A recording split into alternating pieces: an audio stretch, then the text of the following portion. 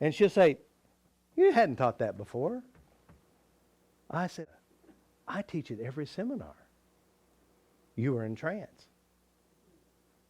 Now some of you have been to many seminars. I had, and they would say, well, hey, you're getting so much better. I said, no, you're catching up. No, seriously, that is the truth, because this is so much information. A lot of it don't even go in because you can't see it yet. You're still at the other level. And just like I think Patricia was saying, you know, she's in the training course too. She says, I think I'm catching it. The first couple of weeks is like shooting over her head, you know. She goes, you mean you can change your memories? I mean, some of you, how many of you know that you can, how many of you did not know you can change your memories? Raise your hand. Yeah, there's a lot. And guess what? If you can't change your memories, you're stuck, aren't you? So whatever's in there, you're stuck with it. Guys, that's not a good place to be. All right, going back to that example you just gave of the lady sitting there with the food, and what did you say, you were going to take it away? And she says, no, don't take away my food. Right. Well, I think that's probably, most overweight people think that way. So, Yeah. so how should we How do we handle address that? Yeah. Yeah. So one of the... Should we not look at food and say, don't no, want it? no. What we have to do is go to the food, feel the emotion, then tap the emotion away. See, most people who are overweight, not all, most people, the food's been taken from you.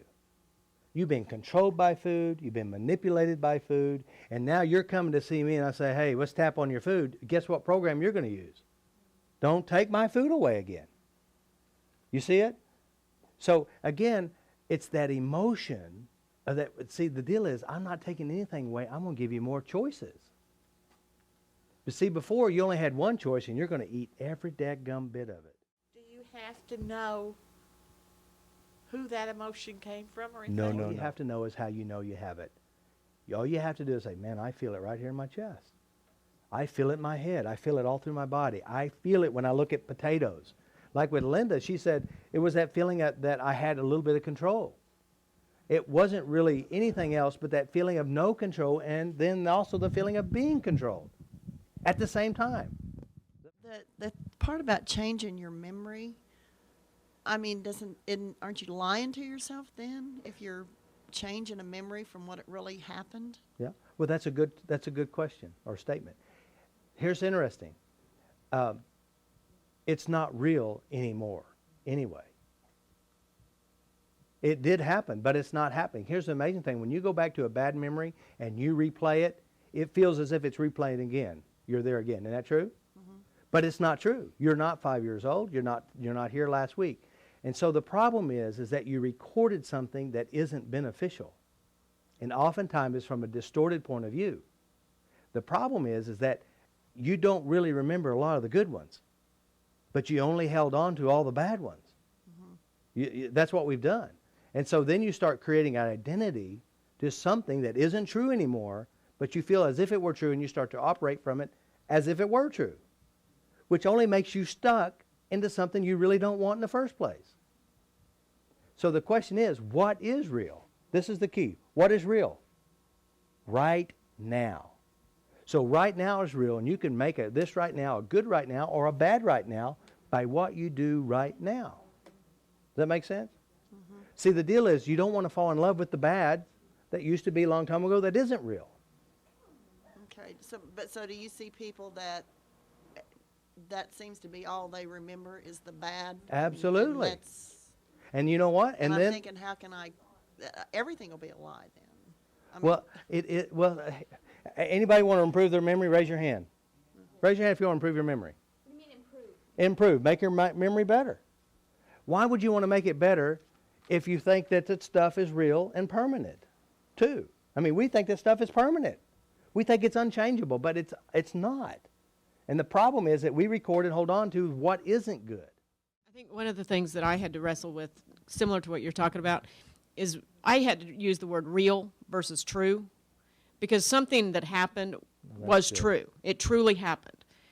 But if I'm remembering it today versus 1985, it's not real. It's a figment of my imagination. It's made up.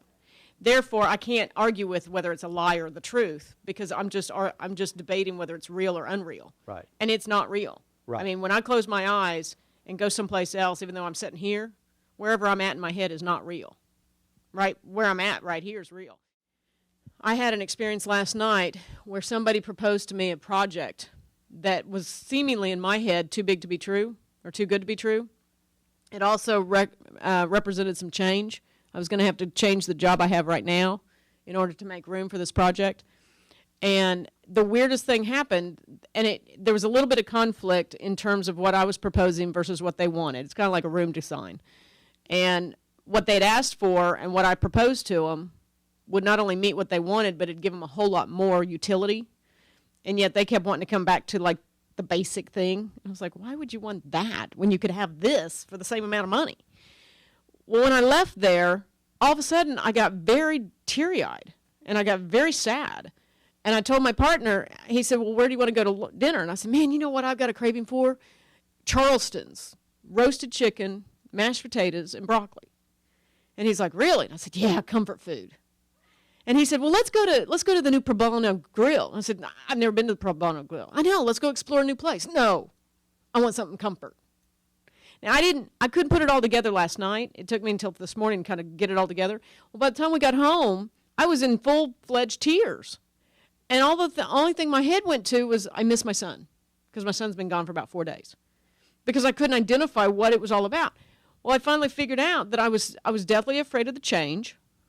Okay, I didn't want to let go of what I have in order to risk something better and bigger. I was also deathly afraid of success because this project will prove to me that I can do what I do. And it was like, oh, shit, this is a real opportunity, and I want to shrink back. I want to shrink back where it's safe. I want to stay in my economic foothold. I mean, I even went so far as my partner had proposed, and I was like, I don't even want to get married. I want to stay by myself. I want to stay in my own little cubicle. I mean, I just wanted to shrink back, and I wanted to stay self-centered. I didn't want to expand anything. And finally, it was about midnight when it all started settling down that it finally hit me. Look what I did. I wanted comfort because that change was scaring me so bad. I wanted something that would make me feel safe, because for me to let go of the job I have in order to risk my dreams and go into the vocation of my choice, I'm going to have to walk on a bridge that doesn't exist yet. And it's scaring me financially. And it just, all of a sudden, I started tapping. And I thought, oh, I can let go of this comfort and change the comfort, Right. I mean, the need for comfort could have shown up. And when you just said it just now, to replay the memory of that conflict that I was seeing in the person who was saying, well, I just want this much. And all of a sudden, I found myself replaying their voice and saying, they were responding to me going, wow, you mean I could have X instead of X and for the same amount? Yeah. And then I saw them getting as excited as I was excited because I could see a bigger vision for them. And it was them who couldn't see the bigger vision that frustrated me. And it grieved me because it was like, why would you want X when you could have A, B, and C?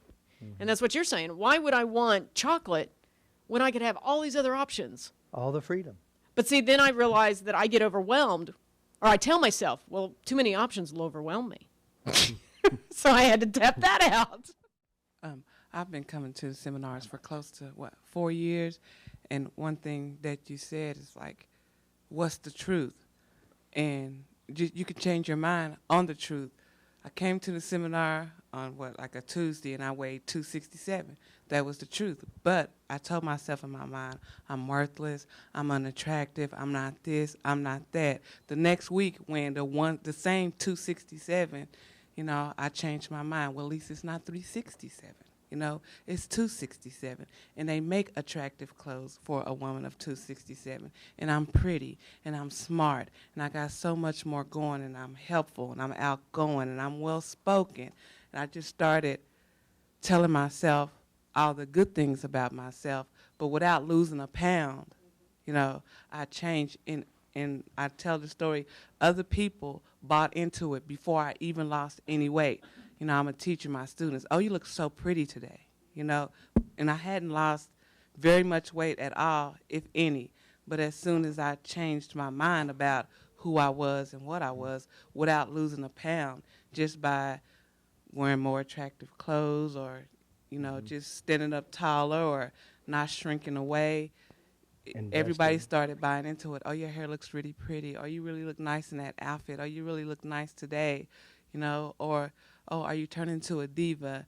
And, you know, that was my thing on the truth. And one thing about the memory, and I don't know why we remember all the bad, an exercise that I've done for 4 years is create the happy memories and then write it down. And when I feel miserable, and it's so funny, sometimes you don't remember it. I go back and look at my journal, and I've been to wonderful plays because I created. I say, well, I think I would really like to go to this play, and it would be really nice. And I go to the play, I keep the ticket stub, I write everything. When I start feeling miserable, it's just stuff I really don't remember, like, oh, I did go see that movie, didn't I? Oh, and all those memories start rushing back in, and I feel so happy. I just go on vacations.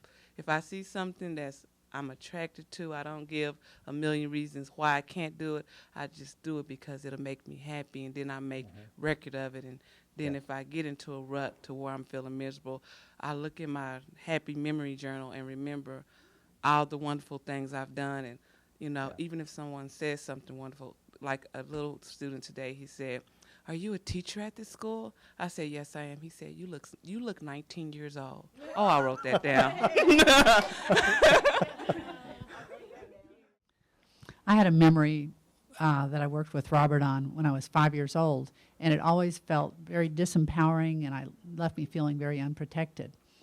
And so it was a true memory in terms of something that happened. But in terms of changing the memory, what we worked on was what could the little girl have done? What, you know, and so basically we changed the memory in terms of what I could have done. And it was just screaming. And Robert, I remember you saying, well, how are you feeling? I felt very powerful. So that was changing the memory. So I went from feeling unprotected and disempowered to very powerful. And Absolutely. Yeah, that is so powerful, guys. What is real? What you have inside your mind, and it feels real. Even if it's not real, it's real to you. And the crazy thing is, you operate from it as if it were real. So it's very, very important, guys. Make good memories, write down the good ones, change every bad one. And of course, one of the things I said, get you a journal. Write 22 positive experiences that make you feel good, and notice all the good ones. The more you practice feeling good, the easier it is to feel good. The more you practice feeling bad, the easier it is to feel bad. Sound good? It's a skill to be miserable, and it's a skill to be happy. We want emotional intelligence, and emotional intelligence starts with a new set of skills.